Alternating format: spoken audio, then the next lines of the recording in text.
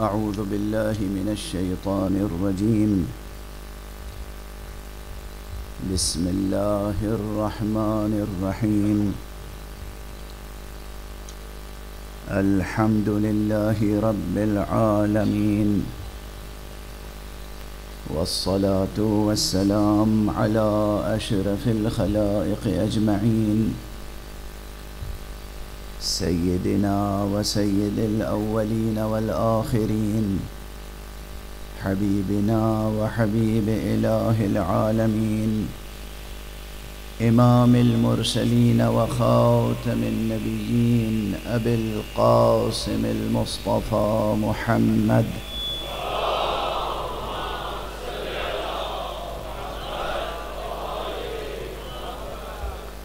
وعلى أهل بيته الطيبين الطاهرين الهداة المهديين المعصومين المظلومين، واللعنة الدائمة على أعداء الحق والدين. أما بعد، فقد قال الله سبحانه وتعالى عز اسمه وجل شأنه في محكم كتابه ومتقن خطابه. بسم الله الرحمن الرحيم. قل الحمد لله وسلام على عباده الذين اصطفى، أالله خير أما يشركون. صدق الله العلي العظيم.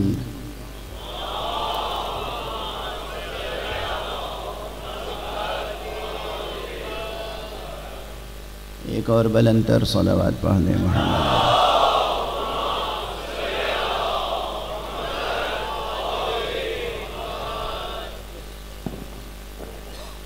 कुरान हकीम के सूरह मुबारक नमल की एक मुख्तसर सी आयत आप हज़रात की खिदमत में तिलावत करने की सआदत हासिल की है। कुरान मजीद की आयत बज़ाहिर लफ्ज़ों के एतबार से कितनी ही मुख्तसर क्यों न हो, वो अपने मज़मून और मानी के एतबार से बेइंतहा होती है। कुरान मजीद कलाम हक़ है, मुअजिज़े खालिद है, यानी हमेशा बाकी रहने वाला मुअजिज़ा। और इसके कलाम में जो तहदारियाँ होती हैं और जो मानवी अबाद होते हैं, जो डायमेंशंस होते हैं मीनिंग के, वो नामुतनाही होते हैं। इस एतबार से मुख्तसर आयत भी उन्वान की जाए तो उसके ज़िम्न में गुफ्तगू बहुत तवील ज़ैल और वसीउल माना और वसीउल मफ़हूम होती है। और ये भी याद रहे कि कुरान मजीद का कोई भी मज़मून सिर्फ नज़री नहीं होता, यानी सिर्फ नज़रियाती या फ़िक्री नहीं होता। इसलिए कि ख़ुद कुरान मजीद की असास इल्म व अमल की वहदत पर है, दुई पर नहीं है।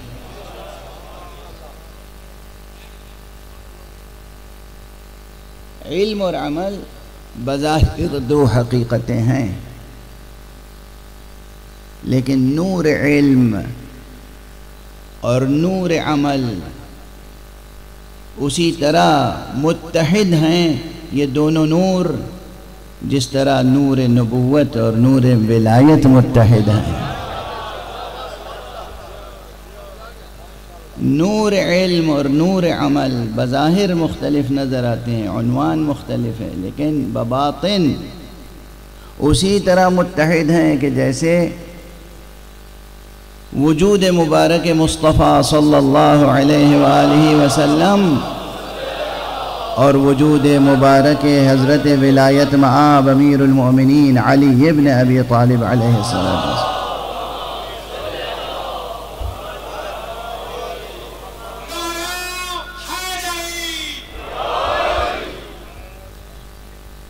एक और सलावत पढ़ दीजिए मोहम्मद।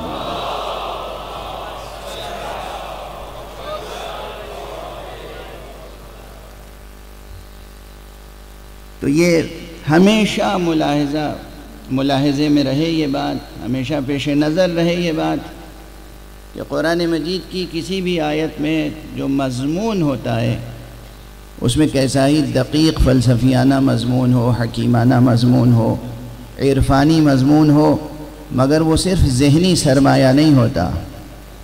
कुरान मजीद का हर मज़मून बैक वक्त ज़हन का सरमाया होता है और क़ल्ब का सरमाया भी होता है। हर हर्फ से नूर इल्म का इस्तिफ़ादा भी होता है और नूर अमल का भी। अब इस आयत में इरशाद इलाही है, क़ुल अल्हम्दुलिल्लाह, कहिए ए हबीब, ए पैगंबर, ए नबी, कहिए कि तमाम तारीफ़ें हैं अल्लाह के लिए। व सलामुन अला इबादिहिल्लज़ीना इस्तफ़ा, और सलाम है, किसका सलाम है? अभी आप जनाब इफ्तिखार आरिफ साहब आपके मुल्क के मुमताज़ तरीन शुअरा में से एक हैं, ये सलाम पेश कर रहे थे। मैं कहता हूँ कि असनाफ़ शेर में जो सिन्फ़ सलाम है, ये सिन्फ़ सलाम मुअय्यद ब इल्हाम इलाही और मुअय्यद ब कलाम इलाही है। देखिए वो मंजूम सलाम था, ये कुरानी सलाम है। व सलामुन अला इबादिहिल्लज़ीना इस्तफ़ा, और सलाम है अल्लाह के उन ख़ास बंदों पर जिनको अल्लाह ने मुंतखब किया है। अब ये एक मुजमल फ़िक्रा है, लेकिन किसी एक फ़र्द का नाम नहीं है। यहाँ पर एक फ़र्द का नाम नहीं है कि किस किस को अल्लाह ने मुंतखब किया। बहरहाल जिस को अल्लाह ने मुंतखब किया हो वो शख्सियत सलाम इलाही है उसके लिए, और जिसके लिए सलाम इलाही हो उसको अगर हम अपनी नस्र में और नज़्म में सलाम पेश करें, खराज अक़ीदत पेश करें, तो ये आइन इबादत है या बिदअत?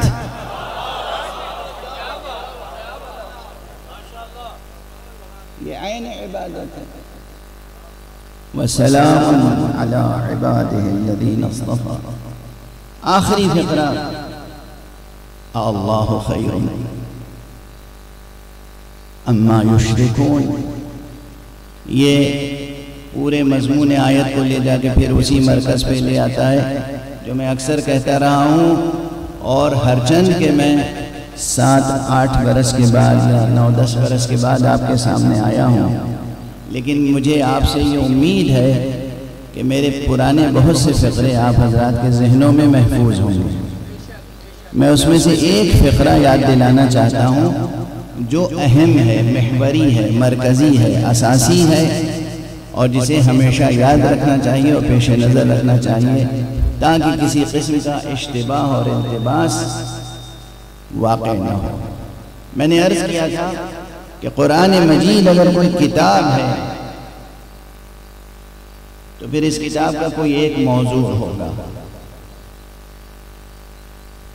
ये मसला अहम है, छोटा मसला नहीं है। आप में से कोई तालिब इल्म किसी कुतुबखाने में जाए, वहाँ हज़ारों बल्कि लाखों किताबें कुतुबखाने में मौजूद होती हैं, लाइब्रेरीज़ में। किसी भी किताब पर एक बेदार तालिब इल्म, एक ज़ी इस्तेदाद तालिब इल्म किसी किताब पे भी हाथ रख के आप उससे पूछिए कि ये किताब किस मौजू पर है, क्या मौजू है इस किताब का, तो वो किसी एक लफ्ज़ में जवाब दे देगा कि इस किताब का मौजू फिज़िक्स है, इसका मैथमेटिक्स है, इसका हिस्ट्री है, इसका अदब है, इसका पोइट्री है, इसका क्रिटिसिज्म है। जो भी मौजू होगा कोई एक मौजू एक लफ्ज़ में अदा कर देगा। लेकिन अगर पूछा जाए किसी से कि कुरान मजीद का क्या मौजू है, तो बहुत से बड़े बड़े मुफस्सिरीन जवाब नहीं दे पाते हैं। ये है हैरत की बात, ये है हैरत की बात।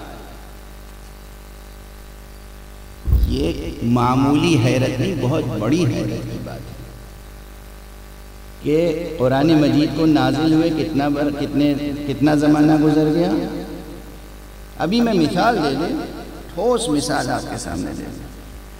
मिल्लत इस्लामिया की एक बहुत बड़ी शख्सियत और काबिल कदर शख्सियत थी, मैं भी दिल से कदर करता हूँ, जनाब मौलाना सैयद अबुल अला मौदूदी।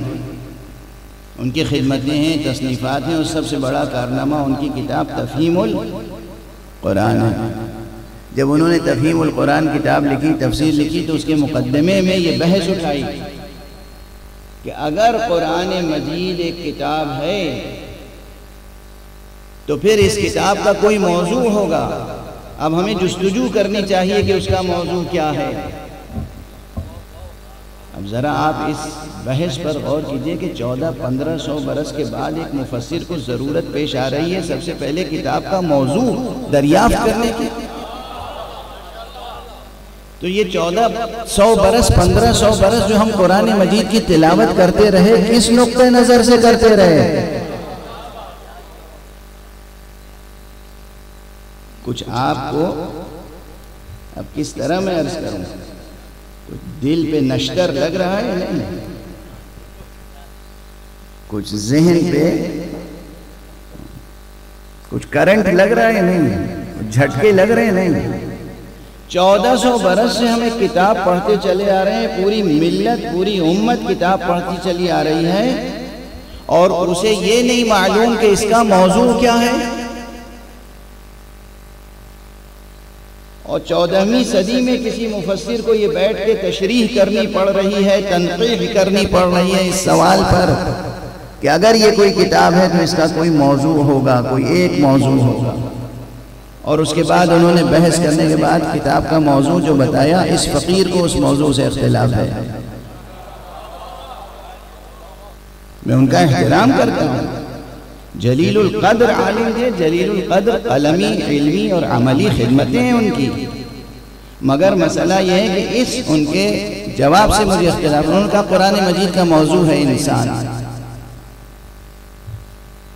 और फिर कुछ और लोग भी उसे दोहराने लगे। ये तो आम बात है ना कि कोई बड़ा शख्स कुछ कह जाता है, फिर लोग उसको दोहराते चले जाते हैं।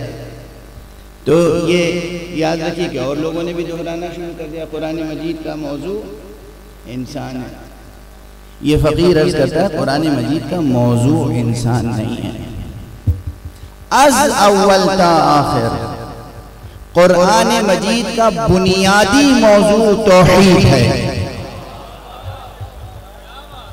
तौहीद हक़ समदी, वहदानियत माबूद बरहक, ये है मौजू कुरान का। ये और बात है कि हयात और कायनात के लाखों मसाइल कुरान मजीद ने पेश किए हैं और इसी एक महवर पर उसको हल करने की तालीम दी है। कोई भी मसला हो, जिंदगी से मुताल्लिक़, कायनात से मुताल्लिक़, अमली मसला हो, इल्मी मसला हो, कुरान मजीद ने वो तरबियत दी है, वो तालीम दी है कि उन तमाम मसाइल को आप एक बुनियादी और एक असासी और एक महवरी मौजू की रोशनी में हल कर सकते हैं। बड़े से बड़े क़ज़िये का फैसला कर सकते हैं, बड़ी से बड़ी मुश्किल को आसान कर सकते हैं। मुश्किलात का हल एक ही है, और वो क्या है? तौहीद। याद है, जहाँ तक भी मेरी आवाज़ आ रही, पहले अर्ज़ करूँ, आज दोहराई है मैंने अपनी ये बात आपके सामने, तौहीद। तो कुरान मजीद की बहसें कहीं किसी भी मसले से मुताल्लिक़ हों, इक़्तिसादी मसाइल हों, तरबियती मसाइल हों, इज़्दिवाजी मसाइल हों, अखलाक़ी मसाइल हों, नफ्सियाती मसाइल हों, सियासी मसाइल हों, तंजीमी मसाइल हों, कोई भी मसला हो, खुदा की कसम कोई भी मसला हो हयात और कायनात का, उसको कुरान मजीद ने तौहीद की रोशनी में देखने और तौहीद की रोशनी में हल करने की तालीम दी है और तरबियत की है।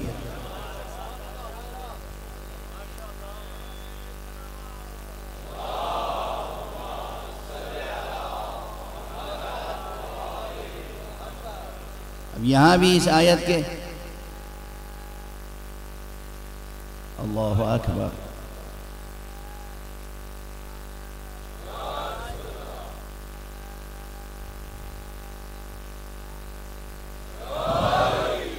यानी इसे हमेशा पेश नज़र रखें। आपस के भी बहुत से मसाइल यूं ही हल हो जाएंगे। अल्लाह अगर पेश नज़र रहे, अल्लाह की कदरदानी अगर पेश नज़र रहे, अल्लाह की कदर शनासी अगर मलहूज़ खातिर रहे, तो इंसान गैरुल्लाह की तरफ कभी उस तरह मुतवज्जे ही नहीं होगा कि अल्लाह की तरफ से गफलत हो जाए। और जब अल्लाह की तरफ से गफलत नहीं होगी तो फिर ये जो छोटे छोटे मसाइल हैं ना, घर के मसाइल से लेकर, ख़ानदान के मसाइल से लेकर, मुआशरे के मसाइल से लेकर, अंजुमनों के मसाइल से लेकर, औकाफ के मसाइल से लेकर, तालीमी मसाइल तक, इक़्तिसादी मसाइल तक, सियासी मसाइल तक, सब हल होते चले जाते हैं। तजर्बा करके देखिए, तवज्जुह रहे ज़ाते हक़ की तरफ। हम चूँकि गफलत के साथ ज़िंदगी बसर करते हैं तो उसके अल्ताफ़ व इनायात का लम्स भी नहीं कर पाते। मैं लफ्ज़ लम्स इस्तेमाल कर रहा हूँ, अंग्रेज़ी वाला नहीं। ये जो यूनिवर्सिटी है लाहौर में एक लम्स, उसकी बात नहीं कर रहा हूँ। ये शायर हैं, तशरीफ़ फरमाए, और मजमे में बहुत से अहले सुखन, अहले फ़हम, शुआरा, उदबा तशरीफ़ फरमा हैं। अगर इंसान गफलत से न गुज़रे, गफलत में बसर न करे, तो अल्ताफ़ इलाहिया, करम इलाही, लुत्फ़ रुबूबी को गुज़रने वाले हर लम्हे में महसूस कर सकता है और लम्स कर सकता है। खुदा की ज़ात ज़रूर ऐसी है कि जो हमारे हवास के दायरे में नहीं आ सकती, लेकिन उसके आयात ऐसे हैं जो हमारे हवास के दायरे में आते हैं। उसके अल्ताफ़ और इनायात ऐसे हैं जो हमारे हवास के दायरे में आते हैं। तो दो बातें अलग अलग हैं। अल्लाह की ज़ात हमारे जहन में महदूद नहीं हो सकती। अल्लाह की ज़ात हमारे दिल में ज़रूर मौजूद है मगर महदूद नहीं हो सकती। हमारे हवास से खमसा उसे दर्क नहीं कर सकते, उसकी ज़ात को, कुन्हे ज़ात को दर्क नहीं कर सकते, मगर उसके आयात, उसके आसार, उसके बरक़ात, उसके अल्ताफ़, उसकी शान रुबूबियत, उसका परवरिश करने का बुजुर्गवाराना अंदाज, उसके यहाँ से नाजिल होने वाली बरकतें मुसलसल, इसे आप महसूस कर सकते हैं, मलमूस कर सकते हैं। ये हकीकत आपके लिए महसूस और मलमूस हकीकत होगी। इसलिए बहरहाल ये फ़िक्रे में बार बार अर्ज़ करता हूँ मिंबर से कि मजलिस बर्पा किसके नाम पे होती है? मजलिस मजलिस हुसैन है, और ये मुमकिन ही नहीं है कि बज़्म हुसैन की हो और अल्लाह का जिक्र ना हो।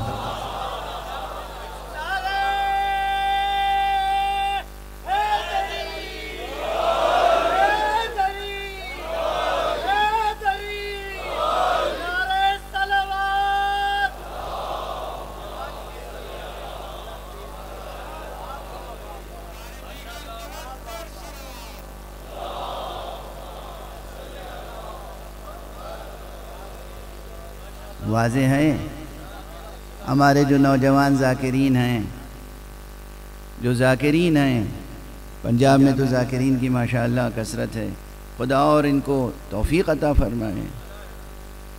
मैं कहता हूँ ज़ाकिरीन इमाम हुसैन और अज़ादारान इमाम हुसैन की कदमों की खाक मेरे लिए सुरमाए चश्मा है। ज़ायरीन इमाम हुसैन और रज़ादारान इमाम हुसैन जब चलते हैं तो उनके कदमों से जो खाक उड़ती है ना, उसमें भी शिफा है। लेकिन अज़ादार को अज़ादारी के आदाब सामने रखने चाहिए, ज़ाकिर को ज़ाकिरी के आदाब सामने रखने चाहिए। ज़ाकिर जब ज़िक्र करे तो मौला के फ़ज़ाइल पढ़े इस नीयत से कि या अल्लाह मेरे जुमले ज़ख्मे दिले ज़हरा का मरहम बन जाएं। इस नीयत से पढ़ें। फ़ज़ाइल पढ़े इसलिए कि हुब्बे अली, हुब्बे अहले बैत तमाम सामीईन के दिलों में फ़रोग़ पाए, परवरिश हो, परवान चढ़े। जो मारिफत नहीं रखते हज़रत अली की या अहले बैत की, उनको मारिफत हासिल हो। ये नीयत नहीं होनी चाहिए कि लोग मुझे पहचाने कि मैं कितना बड़ा ज़ाकिर हूँ, लोग मुझे दाद दें। मैं क्या चीज़ हूँ, मैं क्या हूँ, मेरी ज़बान क्या, मेरा बयान क्या, मेरी फसाद क्या, मेरी बलागत क्या, मैं क्या हूँ। मैं किस लिए हम्द तलब करूँ आपसे? तमाम हम्द सल्लाह के लिए। यानी कौन सा अमली शिर्क है कि तुम कह चाहते हो कि तुम्हारी तारीफ हो? तुम्हारी तमन्ना ये होनी चाहिए कि तुम बयान करो और उसकी तारीफ हो।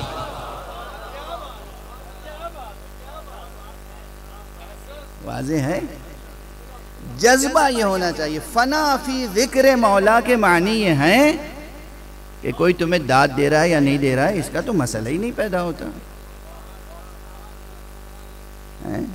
कि जाए कि हमारे बाज़ ज़ाकिरीन मतलब इस तरह से दाद तलब होते हैं कि वो तरीक़े भी बताते हैं कि देखो दोनों हाथ उठा के और इस तरह से और इतनी ज़ोर से ऐसे दाद दो, और फिर जो आखिर में जुमला कहते हैं ना, बहुत तकलीफ़ दे होता है। अगर किसी ने दाद नहीं दी और नारा नहीं लगाया तो समझो कि वो, देखिए सामने जो बैठा हुआ मजमा है, हर फर्द की इज्जत है।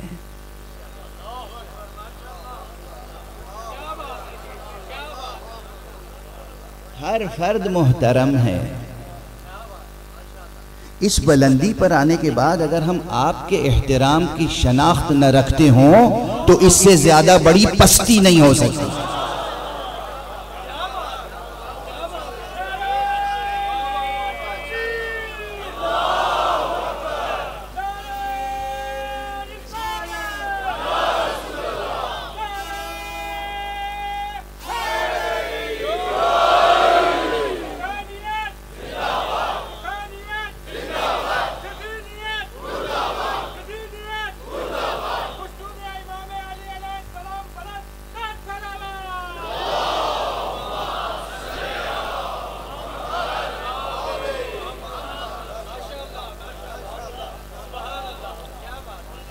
मुझे बेख्तियार याद आ गए दो मिसरे।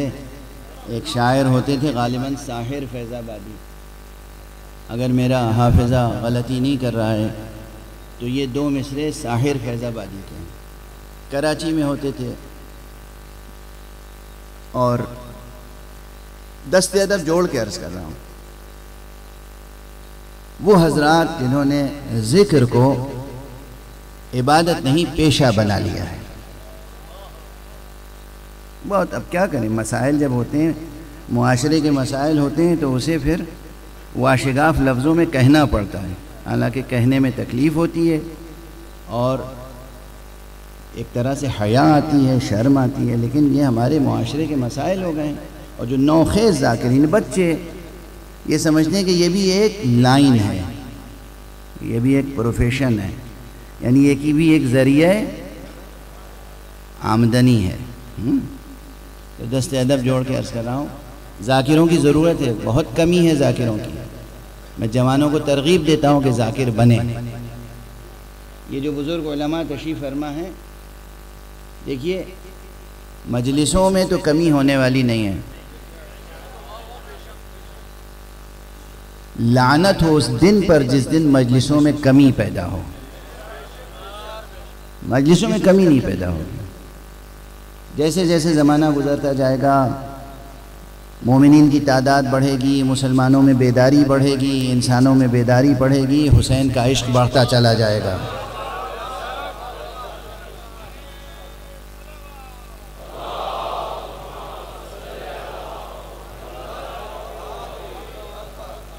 वो सिर्फ एक शायर का शेर नहीं है कि इंसान को बेदार तो हो लेने दो, हर कौम पुकारेगी हमारे हैं हुसैन। ये एक सच्चाई है। जैसे जैसे कौमें बेदार होंगी वैसे वैसे आका हुसैन के लिए फ़र्श अज़ा और वसी से वसीतर होता चला जाएगा। ज़्यादा से ज़्यादा मिंबर सजेंगे, ज़्यादा से ज़्यादा मराकिज़ कायम होंगे, ज़्यादा से ज़्यादा मजलिसें। अब ये न हौज़ा इल्मिया नजफ़ में ताकत है अभी, और न हौज़ा इल्मिया क़ुम में, न किसी मदरसे में कि इतनी तादाद में उलमा ज़ाकिरीन पैदा हो जाएं जो मजालिस को ख़िताब कर सकें। ये मुमकिन नहीं कि हर मिंबर पर साहिब अमामा, और वो भी नमूनतन साहिब अमामा नहीं, बल्कि एक ज़िम्मेदार तालिब इल्म या एक ज़िम्मेदार आलिम मिंबर पे आए और ज़िक्र करे, ये मुमकिन नहीं है। तो जो पढ़े लिखे जवान हैं, जो यूनिवर्सिटीज़ में पढ़ रहे हैं, जो उर्दू अदब में एमए कर रहे हैं, पीएचडी कर रहे हैं, जो फ़ारसी अदब में एमए कर रहे हैं, पीएचडी कर रहे हैं, अरबी अदब में एमए कर रहे हैं, पीएचडी कर रहे हैं, डीलिट कर रहे हैं, ये जो पढ़ा लिखा जवान है हमारा, इसका एक फ़रीज़ा ये भी, कुछ भी करें आप दुनिया में, एक फ़रीज़ा ये है, और सिर्फ उर्दू फ़ारसी अरबी तक नहीं, आप किसी भी इल्म में आप तालीम हासिल कर रहे हों, आपको ये याद रखना चाहिए कि आपके पास अइम्मा अहले बैत अलैहिमुस्सलातु वस्सलाम के बारे में, उनकी सीरत और उनके तालीमात और उनके अक़वाल के बारे में इतनी मालूमात होनी चाहिए कि आप कहीं भी ज़िम्मेदारी के साथ अगर मजलिस बरपा हो तो ज़िक्र मौला करके एक ज़ाकिर बन सकें और ज़ाकिरी की सआदत हासिल कर सकें और ये सवाब हासिल कर सकें, मजलिस की ज़रूरत पूरी कर सकें। तो ज़ाकिरों को मैं डिस्करेज नहीं कर रहा हूँ, खुदा न खास्ता, ये वाज़ेह रहे, ज़ाकिरों की ज़रूरत है। कस्सर अल्लाहु अम्सालहुम, मेहनत करें, ज़ाकिर हुसैन बने, मगर ज़िक्र का जो पैटर्न है इस वक्त, जिसे आप ज़ाकिर कहते हैं, वो जो पैटर्न है उस पर गौर करें। तरबियत की ज़रूरत है, तालीम की ज़रूरत है, बहुत कुछ तब्दीली की ज़रूरत है, बिल्कुल बहुत तब्दीली की ज़रूरत है। लबो लहजे में तब्दीली की ज़रूरत है, अल्फाज और डिक्शन में तब्दीली की ज़रूरत है, मज़ामीन में तब्दीली की ज़रूरत है, तर्ज़ अदा में, तर्ज़ खिताब में। सामने बैठे हुए मजमे को जाहिल न समझें, सामने बैठे हुए मजमे को हकीर न समझें, सिर्फ ये न समझें कि तन्हा आप साहिब इज्जत हैं, बाकी और किसी की इज्जत ही नहीं है। हर मोमिन मुहतरम है, हर मोमिन मुहतरम है। और हदीस मासूम है और हदीस कुदसी है कि एक मोमिन की इज्जत और आबरू खाने काबा से बढ़कर है। ये जुमला याद रहेगा। एक मर्द मोमिन की इज्जत, आबरू, हुर्मत, हदीस में हुर्मत का लफ्ज़ भी आया, वो खाने काबा से बढ़कर है। तो जब मिंबर से खिताब हो, ज़ाकिर खिताब करे, मिंबर पर हो या स्टेज पे खड़ा हो के खिताब करे, अजीज़ान गिरामी, तो फिर दाद तलब खुदा से होना, मजमे से क्यों दाद तलब होते हैं? और ये कौन सा अंदाज है कि अगर किसी ने दाद नहीं दी तो नाऊज़ बिल्लाह उसके हसब व नसब में फ़र्क है। क्या क्या क्या क्या क्या कह रहे हैं, क्या कह रहे हैं? क्या इतना पस्त हो गया है मुआशरा कि इस संगीन जुमले की संगीनी का एहसास नहीं रह गया?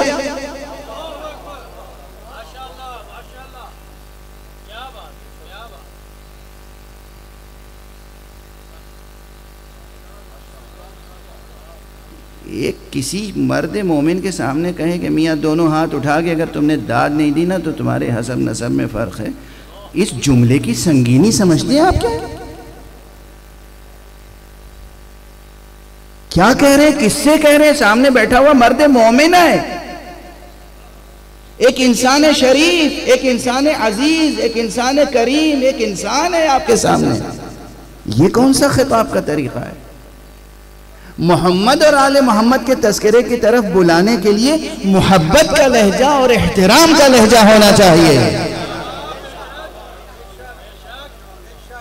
एहतराम। बहरहाल बात बेख्तियार दरमियान में आ गई और इसलिए अर्ज कर रहा हूं, आप सब मिलकर एक बुलंद सलावत पढ़ दें मोहम्मद।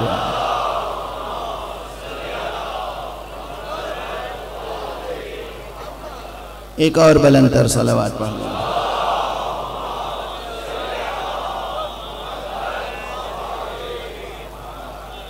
जो हमारा जवान, मुसक़्क़फ़ जवान, तालीम याफ्ता जवान, मुहज़्ज़ब जवान, अदब आशना जवान, ज़बान पर कुदरत रखने वाला जवान है, उसे ज़िक्र मोहम्मद व आले मोहम्मद की तरफ आना चाहिए और ज़िक्र का मवाद हासिल करने के लिए उलमा की खिदमत में आना चाहिए। कि आप बताएं कौन सी किताबें मुताला करें हम, आप बताएं ये रिवायतें हैं, क्या इजाज़त है कि ये रिवायतें हम पढ़ें?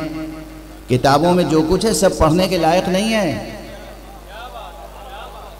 किसी की भी लिखी हुई किताब हो। बस एक ही किताब है ज़मीन और आसमान के दरमियान जो बगैर किसी खता के है, और वो है कुरान, जिसमें कोई तहरीफ नहीं हुई, कोई उसमें नऊज़ु बिल्लाह के खता हो। कुरान की तिलावत करें, कुरान की तिलावत करें, कुरान में डूबें, कुरान में डूबें। बस गुफ्तगू को अपने महवर की तरफ ले आओ। मैं अर्ज़ तो ये कर रहा था कि कुरान मजीद का मौजू तौहीद है और उसने हर मसले को ज़िंदगी के और कायनात के अस्लो असास व बुनियाद तौहीद पर देखने, परखने और हल करने की तालीम दी है और तरबियत दी है। और ऐसी वहदत, ऐसी तौहीद कि वाक़अन अगर इस तौहीद की तजल्ली क़ल्ब बशर पर हो जाए तो छोटे बड़े तमाम मसाइल ऐसे हल होते हैं कि न पूछिए। अल्लाह गनी, किस अंदाज से हल होते हैं। और इसलिए अर्ज़ कर रहा हूँ, ये जुमला जो आगाज़ में अर्ज़ किया था कि कोई भी मसला कुरान मजीद का ऐसा नहीं है जो सिर्फ ज़हनी हो, सिर्फ फ़िक्री हो। फ़लसफ़े की तक़सीम लोगों ने बड़ी आसानी से कर दी थी शुरू में, और वो मैं समझता हूँ कि इल्मी सनवियत की पहली मंजिल थी जिसमें आज तक मुब्तला हैं हम लोग। तालीमी ज़रूरत होती है, वो एक अलग चीज़ है कि फ़लसफ़े की दो किस्में, एक फ़लसफ़े नज़री, एक फ़लसफ़े अमली। हिकमत की दो किस्में, एक हिकमत नज़री, एक हिकमत अमली। और अब तो हद ये है कि इरफ़ान की दो किस्में, एक इरफ़ान नज़री, एक इरफ़ान अमली। तो हर जगह नज़री और अमली, नज़री और अमली, नज़री और अमली की तक़सीम होती चली जा रही है। माइंड बॉडी डुअलिज़म तो आगे रही, ये उससे पहले जो डुअलिज़म है इल्मी दुनिया में, तालीमात की दुनिया में, एपिस्टेमोलॉजी की दुनिया में, उसको क्या करें? ये मसला संगीन है, फ़लसफियाना मसला है, हकीमाना मसला है, मगर इसे क्या करें? अब मिंबर पे भी आ गया तो अर्ज़ कर दिया। हर मसला कुरान मजीद का जिसे मुफस्सिरीन भी ये समझते हैं कि ये नज़री मसला है, फ़िक्री मसला है, इल्मी मसला है, अमली नहीं है, मैं अर्ज़ करता हूँ उसमें अमली जौहर नूर अमल भी पोशीदा है। यहाँ तक कि हम्द इलाही, ये जो कहा गया कुल अल्हम्दुलिल्लाह, कहिए कि तमाम तारीफ़ें अल्लाह के लिए हैं। कभी गौर किया है कि सिर्फ ज़हन में ये मफ़हूम रखना कि हम्द तमाम अल्लाह के लिए है और ज़बान से सिर्फ कह देना कि हम तमाम अल्लाह के लिए काफ़ी है? अगर ये काफ़ी होता तो खुद कुरान मजीद में ये ना आता। गालिबन तीन मकामात पर ये आयत आई है, वमा क़दरुल्लाह हक़्क़ क़द्रिह, वमा क़दरुल्लाह हक़्क़ क़द्रिह, वमा क़दरुल्लाह हक़्क़ क़द्रिह। अरे इन मखलूक़ात ने अपने माबूद और अपने खालिक की कदर शनासी का हक अदा नहीं किया। ये कुरान है, कुरान खुदा गोया फरियादी है। ये समझने समझाने के लिए अर्ज़ करना, वरना खुदा फरियादी नहीं हो सकता। मशीयत फरियादी है कि ये इंसान, ये मखलूक, ये खुदा की कदर शनास नहीं है। ये जो कदर शनासी है ये है हम्द का अमली पहलू। हम्द के अमली पहलू के क्या मानी है? खुदा पर यकीन है, ये मालूम है कि ये पूरी कायनात बनाई हुई किसकी है? खुदा के लिए, खुदा की बनाई हुई है। ये भी वाशिगाफ लफ्जों में बयान किया है कुरान मजीद ने। कोई इबहाम नहीं है इस पर, कोई गुबार नहीं है इस मजमून पर कि ये पूरी कायनात है इंसान तेरे लिए मुसख्खर कर दी है, तेरे लिए मुसख्खर कर दी है। सूरज बनाया मगर मुसख्खर किया तेरी खातिर से, चांद बनाया मगर मुसख्खर किया तेरी खातिर से, ज़मीन बनाई मगर मुसख्खर कर दी तेरी खातिर से। ये कवाकिब, ये सितारे, ये सैयारे, ये फ़ज़ाएँ, ये आबशार, ये समंदर, ये दरिया सब बनाए और मुसख्खर कर दिए तेरी खातिर से, मुसख्खर कर दिए तेरी खातिर से। यानी इसमें यह पैगाम है कि तू मुझे अजीज़ है, तू मेरे लिए मुहतरम है और ये सब तेरी ज़रूरत की चीज़ें हैं। अगर कोई शख्स आपको आपकी किसी ज़रूरत की चीज़ मुहैया कर दे तो फिर मकाम हम में सिर्फ शुक्रिया कहना काफ़ी नहीं होता, उसकी दी हुई चीज़ की कदरदानी ज़रूरी होती है।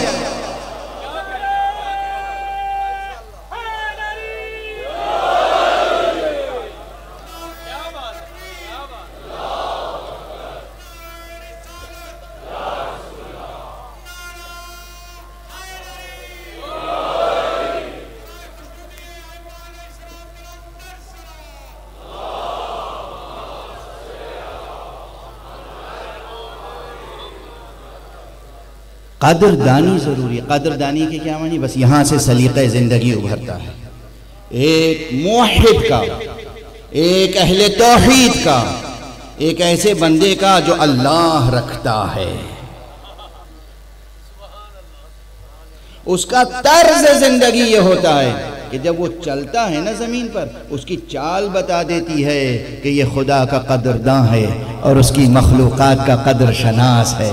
ये एक मुहज़्ज़ब इंसान है, ये एक मोमिन इंसान है। वो ज़मीन पर पाँव पटख पटख के गुरूर से नहीं रखता, इसलिए कि उसे मालूम है ये खुदा की मखलूक है, मुझे भी खुदा के सामने जवाबदेह होना है, इसे भी खुदा के सामने जवाबदेह होना है। और ये अगर शिकायत करेगी ज़मीन खुदा के सामने कि ये इंसान मुझे रौंदता था बेसलीका, तो इसकी फरियाद भी सुनी जाएगी।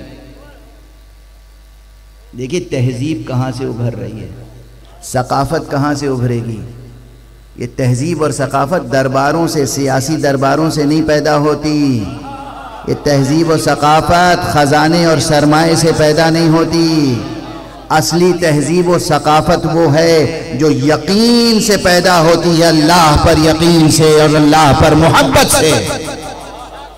असली तहजीब और सकाफ़त यह है कि वो मारिफत और मोहब्बत से पैदा हो, वो भी मारिफत हक और मोहब्बत हक। वाज़ेह है, जितनी तहजीबें और सकाफ़तें मादी पैदा हुई, तारीख़ शाहिद है कितनी उम्र रही उनकी। वादी नील की तहजीब और सकाफ़त हिस्ट्री के माहिरीन पढ़ते हैं ना, खुद आपके मुल्क में ये हड़प्पा की तहजीब, मोहनजोदाड़ो की तहजीब, और उसके बाद जनाब वाला इराक़ चले जाइए, बाबिल की तहजीब, मिस्र चले जाइए, वादी नील की तहजीब यानी फ़िरऔनी तहजीब, नमरूदी तहजीब। ये जो तहजीबें थीं जो बातिल हुकूमतें और सल्तनतें कायम करने वाली थीं, इन तहजीबों की कुल उम्र कितनी है ज़रा हिस्टोरियन से पूछिए।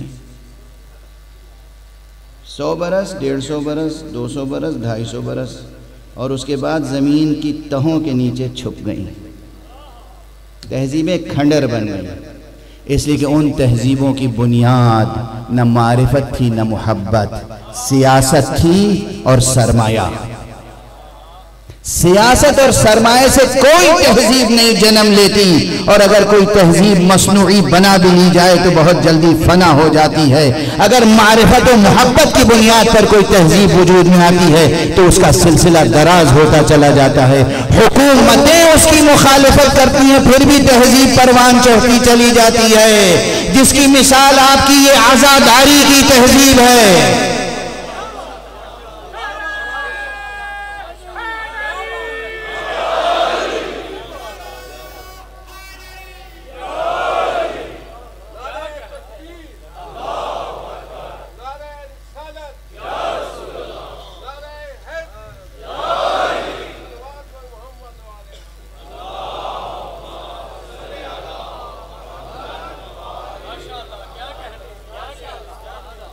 आप एहराम मिस्र जाके देख लीजिए, उस पर रौनक है या वीरानी?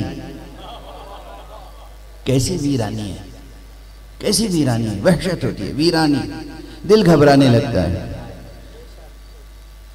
किस तरह जाते हैं वो रिसर्च करने वाले, उन्हीं के दिल से पूछिए, क्योंकि उनकी तवज्जो असल में इल्मी रिसर्च की तरफ होती है, तो तवज्जो अलग होती है, इसलिए वहाँ ज़्यादा उन्हें घबराहट नहीं होती, पसीना पोंछते रहते हैं, काम करते रहते हैं। लेकिन अगर वो इल्मी तवज्जो न हो, यानी तवज्जो मुनातिफ न हो हकीकत इल्म, जौहर इल्म, कस्ब कमाल की तरफ, तो फिर वहाँ खड़े होकर इंसान को कुछ नहीं हासिल होगा डिप्रेशन के अलावा। वीरानी है वीरानी। लेकिन आप सहन हरम में चले जाइए, खाने काबा के सामने, आप गुंबद खजरा के सामने चले जाइए, आप नजफ अशरफ में ज़ेर गुंबद अमीरुल मोमिनीन अली इब्न अबी तालिब अलैहिस्सलाम चले जाइए, आप उस करबला में चले जाइए कि जहां न जाने कितने मासूमों का लहू बह गया, लेकिन उसके ज़ेर गुंबद कैसी जिंदगी परवान चढ़ती हुई नजर आती है। ये क्या है? और फिर वो तहजीबें कायम करने के लिए खजाने खोल दिए गए थे, फौजें और खजाने। फिरऔन ने, नमरूद ने, सब ने जो अपनी अपनी सल्तनत कायम की और अपना अपना तमद्दुन दुनिया में पैदा किया, आद और समूद से लेकर, और कुरान मजीद में तो फहरिस्त मौजूद है कि कितनी तरक्की याफ्ता कौमें, मजबूत कौमें, किले बनाने वाली कौमें, असलहे बनाने वाली कौमें, कितनी कौमों की मिसालें कुरान मजीद में मौजूद हैं। किसी और जगह नहीं तो सूरह मुबारक फज्र में पढ़ लीजिए, बार बार कुरान सूरह काफ में पढ़ लीजिए, दूसरे सूरों में पढ़ लीजिए, मिसालें दी हैं खुदा ने। वो सब तहजीबें मिट गई, तहजीबें मिट गई। सिर्फ मुट्ठी भर लोग, उंगलियों पर जिन्हें गिन सकते हैं, वो लोग अपनी तालीमी इल्मी ज़रूरत के तहत जाकर उसका मुताला करते हैं, छानबीन करते हैं। हकीकत है या नहीं?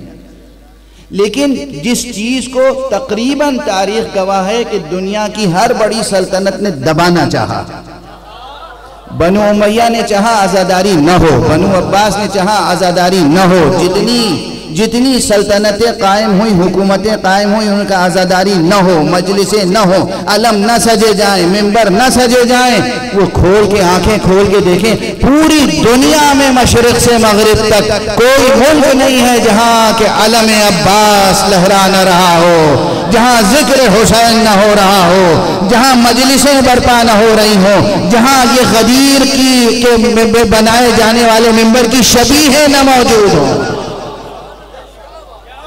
ये कौन सी तहजीब है?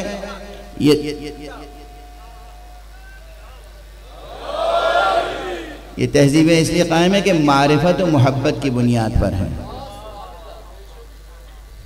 मारिफत और मोहब्बत, दो लफ्ज़ याद रखिए, दो कलीदी अल्फाज हैं। दुनिया और आखिरत के तमाम किले फतह करने के लिए दो कलीदें हैं, मारिफत और मोहब्बत। दुनिया और आखिरत के तमाम किले फतह करने के लिए दो ही कलीदें हैं। कोई भी खजाना हो उसको खोलने के लिए दो कलीदें हैं। कुरान का खजाना भी, कुरान की हर आयत में छुपा हुआ खजाना भी, दो कलीदें हैं, मारिफत और मोहब्बत। इसे अपने अंदर परवान चढ़ाइए। तो जब मारिफत के साथ कोई चलता भी है ना, तो मालूम होता है ये मुहज्जब इंसान है, क्योंकि ये जानता है कि इस ज़मीन पर चला कैसे जाता है। समझ लो, ये जुमला याद रखना, ज़मीन पर चला कैसे जाता है। पाँव रखने का सलीका बताता है कि ये शख्स खुदा शनास है और खुदा की मखलूक का कदरदान है, खुदा फरामोश नहीं है। हमारे एक बुजुर्ग आरिफ थे, एक रास्ता था दरमियान में, इधर उधर दोनों तरफ सब्ज़ार था। तो देखा कि एक शख्स जा रहा है और रास्ता छोड़ के सब्जे पे चल रहा है। चीख निकल गई उनकी, फरियाद, क़यामत है। ऐसा लग रहा है कि जैसे तुम किसी हसीन के रुखसार को रौंदते हुए जा रहे हो। ये जमीन मौजूद है जो बना दी गई है तुम्हारे लिए, सख्त जमीन के रास्ता चल सकते हो। इसे छोड़ के ये हरी भरी लहलहाती हुई नर्म और नाजुक घास पर क्यों चल रहे हो? वाज़ेह हुई बात। यानी कायनात में हर शय की सही कदरदानी, अल्लाह की हर शय की कदरदानी, चाहे वो एक परे काह क्यों ना हो, यानी चाहे वो एक घास की पत्ती क्यों ना हो। अगर हमारी जिंदगियों में ये कदर पैदा हो जाए तो हक़ हम्द होगा अदा किसी हद तक।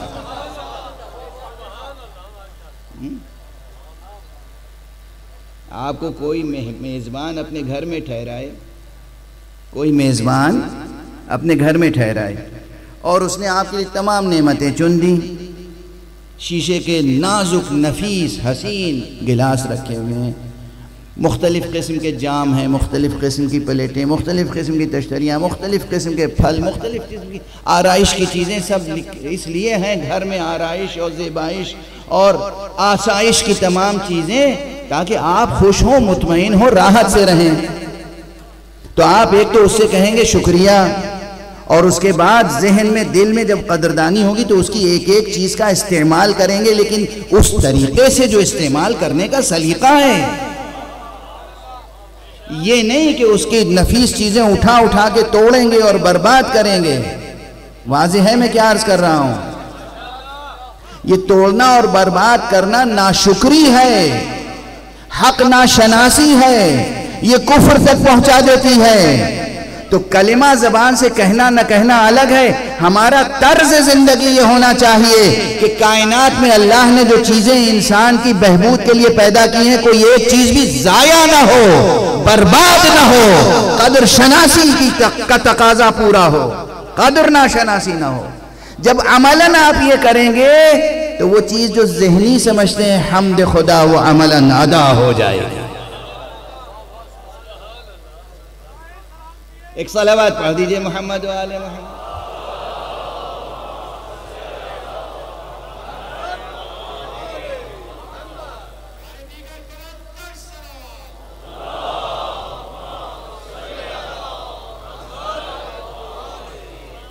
इस कायनात की हर शय की कदर शनासी का हक अदा करना हम्द है। हम्द क्या है? हम्द, हम्द है। गुलाब के फूल को उठाया, उसे एहतराम से रखा, उसको सूंघा, लेकिन अगर किसी ने उसे तोड़ा और मसल के ज़मीन पे फेंक दिया, वो पहला अमल है हम्द, दूसरा अमल है नाशुक्री, गुनाह। गुनाह गुनाह वाज़ेह है। तो कोई भी शय ऐसी नहीं है, कोई भी मज़मून और उन्वान ऐसा नहीं है कुरान मजीद में कि जो सिर्फ ज़हनी और इल्मी और नज़री और नज़रियाती हो।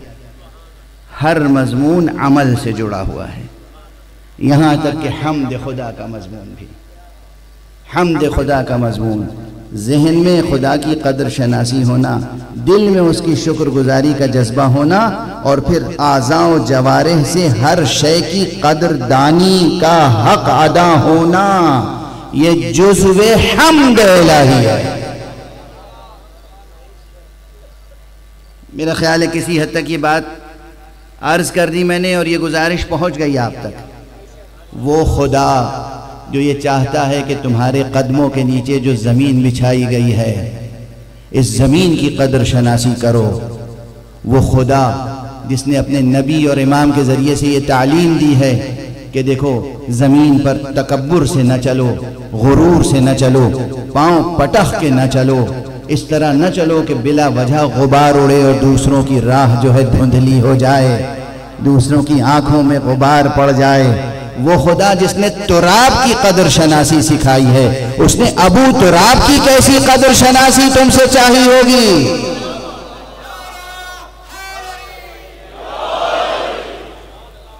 वो खुदा क्या चाहता होगा उन तुमसे कि किस तरह अली का एहतराम करना चाहिए, किस तरह मुस्तफ़ा सल्लल्लाहु अलैहि वसल्लम की कदर शनासी करनी चाहिए, किस तरह आने वाले तमाम अंबिया की इज्जत और तकरीम करनी चाहिए, किस तरह औसियाए अंबिया की इज्जत और तकरीम करनी चाहिए, किस तरह असहाब अंबिया और अइम्मा की तकरीम और ताज़ीम करनी चाहिए।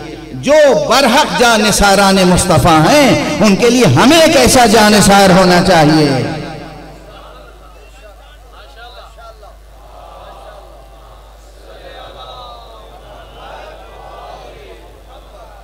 इसीलिए अर्ज करता हूं कि नात मुस्तफ़ा भी कोई कहे तो दरअसल वो हम्द इलाही है, मनक़बत मुर्तज़ा भी कोई कहे तो हम्द इलाही है। और इसीलिए हम कहते हैं कि अगर अल्लाह के हुक्म से मुस्तफ़ा की इताअत करो तो ये भी अल्लाह की बंदगी है।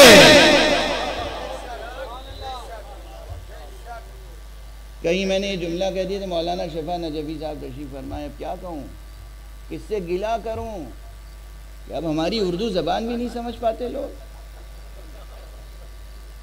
उर्दू में बंदगी के कितने मानी हैं? बस एक। वो अरबी ज़बान अपनी जगह है जहाँ हर लफ्ज़ के 70 मानी होते हैं, या एक मानी के लिए 70, लेकिन उर्दू में भी है। ये मुख्तदरा उर्दू ज़बान के चेयरमैन रहे हैं और इनकी निगरानी में उर्दू का सबसे बड़ा लुग़त, हाँ मैं मुज़क्कर कह रहा हूँ, लखनऊ से ताल्लुक़ है ना, लखनऊ वाले लुग़त को मुज़क्कर कहते थे।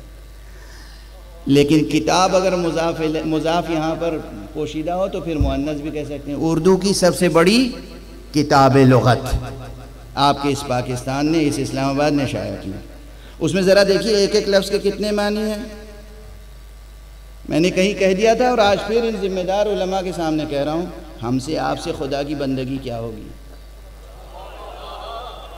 किसी दरिया में जाके चेहरा देखिए कायदे से, ढंग से, किसी साफ शफाफ पानी में, रवा दवा शफाफ पानी में अपना चेहरा देखिए, किसी आईने में चेहरा देखिए। हम आप खुदा की बंदगी क्या कर सकेंगे? खुदा की बंदगी करने वाले उसके मुस्तफ़ा बंदे होते हैं जिस पे अल्लाह सलाम भेजता है। हमारी तो इंतहा यह है कि हम मोहम्मद की बंदगी कर लें, यही ऐन बंदगी खुदा है। बंदगी यानी इताअत।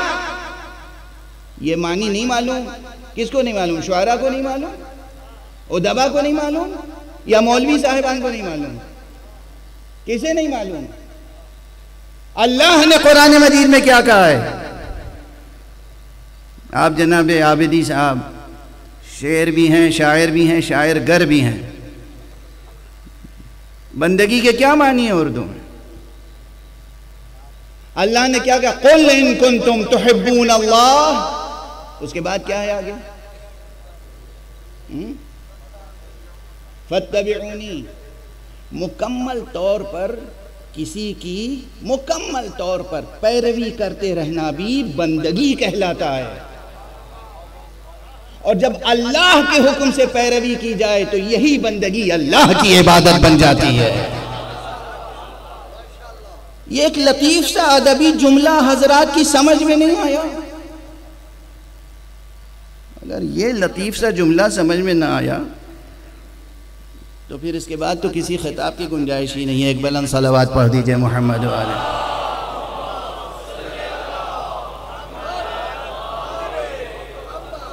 एक और बुलंद सलावत पढ़ दीजिए।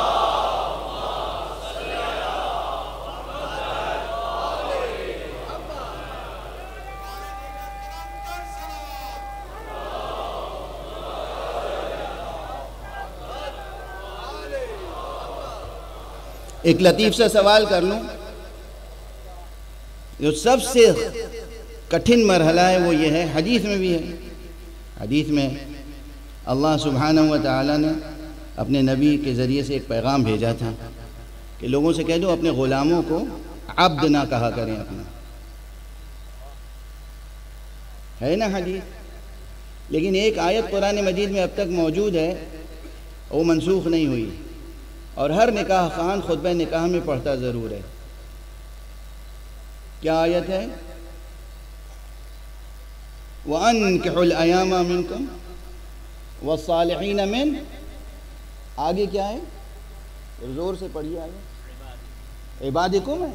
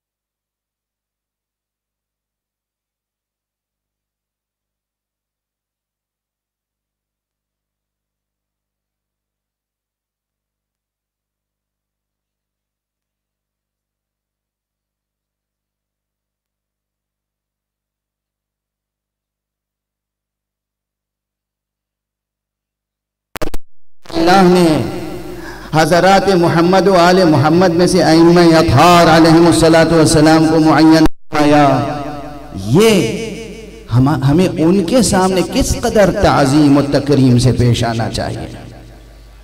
वाज़ेह है।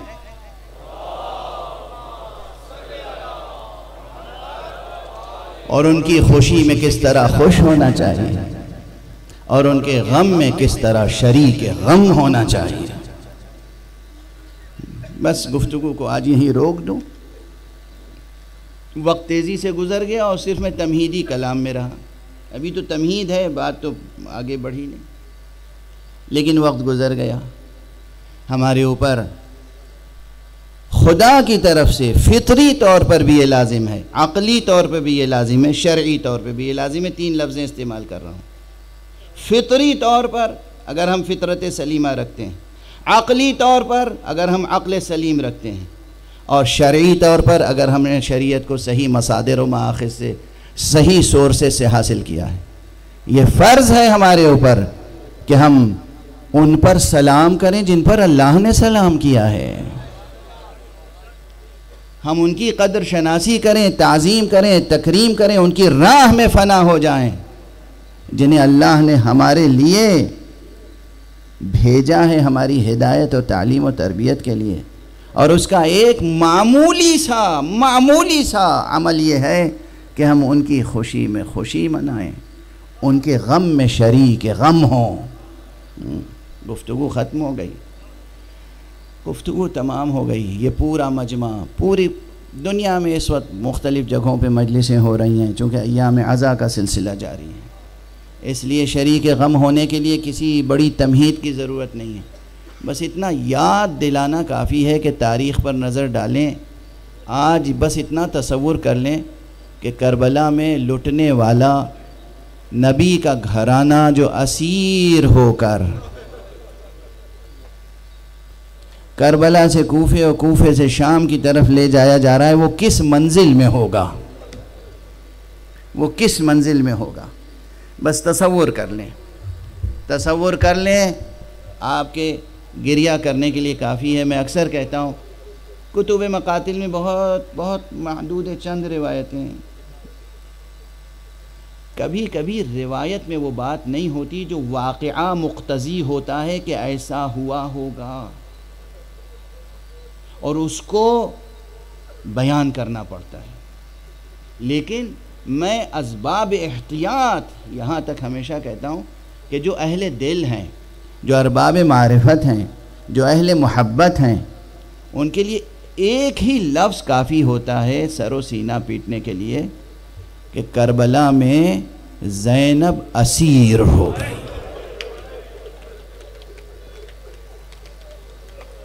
अजरुकुम अल्लाह।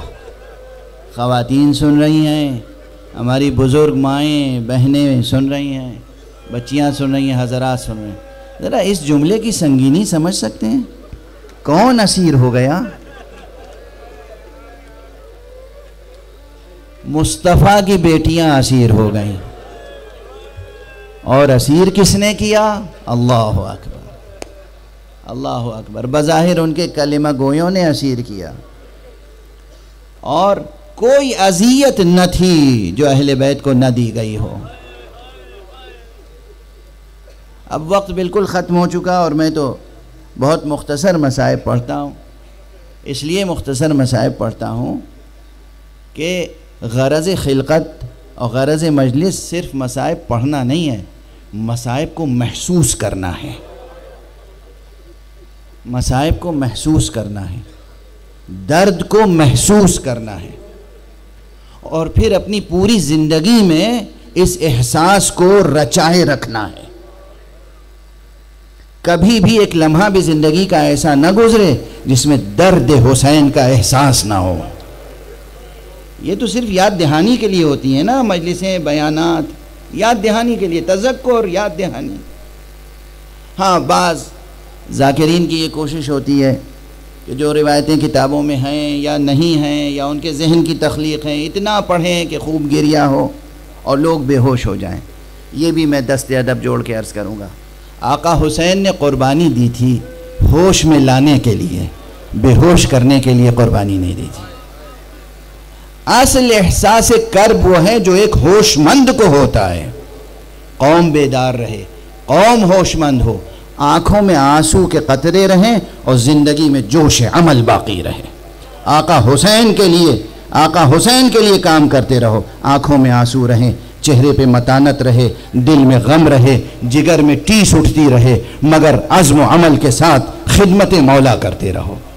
तो बस मसाइब बहुत मुख्तसर अर्ज़ करता हूँ, लेकिन ये एक रिवायत मेरी नज़र से गुज़री है, बाज़ किताबों में है, इसलिए पढ़ रहा हूँ कि दुश्मनों को ये मालूम था कि आका हुसैन को अपनी एक बच्ची से बहुत ज़्यादा प्यार था।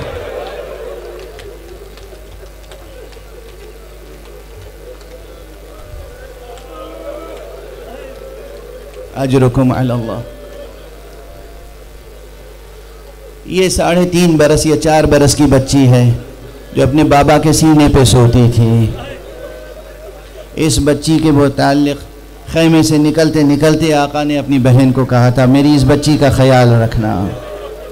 खुद माँ मौजूद थी, जनाब रबाब की बच्ची है, जनाब रबाब की बच्ची है, माँ मौजूद है, लेकिन दुश्मनों को भी अंदाज़ा था कि हमें किस किस तरह अज़ियत दी जा सकती है।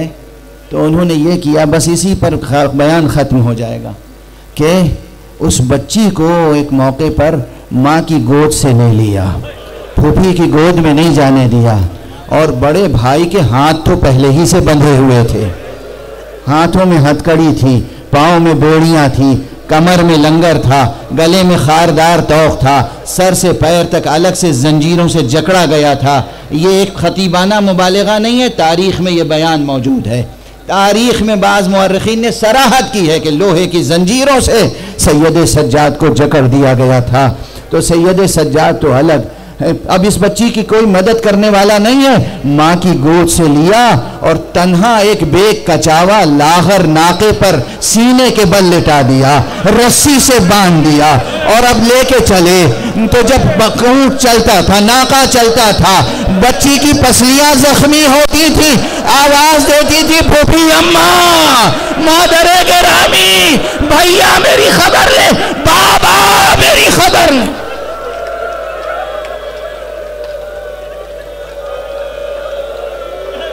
इन्ना लिल्लाहि व इन्ना इलैहि राजिऊन, रिज़न बिक़ज़ाइहि व तस्लीमन लिअम्रिहि।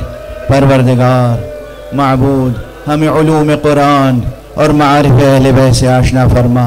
परवरदिगार हमें हुब्ब व इश्क़ अहले बैत में सरशार रख। परवरदिगार हमें जान निसारान अहले बैत में करार दे। परवरदिगार हमें खुदा की मोहब्बत में मुस्तफ़ा और अहले बैत मुस्तफ़ा की इताअत और बंदगी का शरफ़ अता फरमा। परवरदिगार माबूद हमारे मुआशरे को मुहज़्ज़ब और मुसक़्क़फ़ मुआशरा बना दे। तौहीद हक़ समदी का क़दरदान, वजूद मुबारक समदी का क़दरदान, वजूद अइम्मा और अंबिया और अइम्मा का क़दरदान बना दे। माबूद परवरदिगार हमारे सीनों में चराग़ तौहीद रोशन रहे। परवरदिगार हमारे हाथों में हमेशा दामाने ख़त्म नबूवत रहे। परवरदिगार माबूद हमारे कदम हमेशा सिरात मुस्तकीम विलायत पर गामज़न रहें। परवरदिगार हमारे मुआशरे में उलमाए आलाम, उलमाए हक़ को फ़रोग़ अता फरमा। मोमिनीन को तौफ़ीक़ दे कि वो उलमा से इस्तिफ़ादा करें, उलमा को हिम्मत और हौसला और तौफ़ीक़ दे कि वो अवाम की तरबियत और तालीम में ज़्यादा से ज़्यादा खिदमत अदा कर सकें। परवरदिगार मरजइयात रशीदा की हिफाजत फरमा। परवरदिगार मकाम मुअज़्ज़म रहबरी को, रहबर इनक़िलाब इस्लामी को ज़िंदा रख, सलामत रख, अपनी हिफ्ज़ व अमान में रख, उनके दस्त व बाजू को मजबूत रख। परवरदिगार अपने वली आखिर को इज़्न ज़ुहूर अता फरमा और उनके हाथों से अपनी रहमत व राफ़त व अदालत का परचम लहरा दे।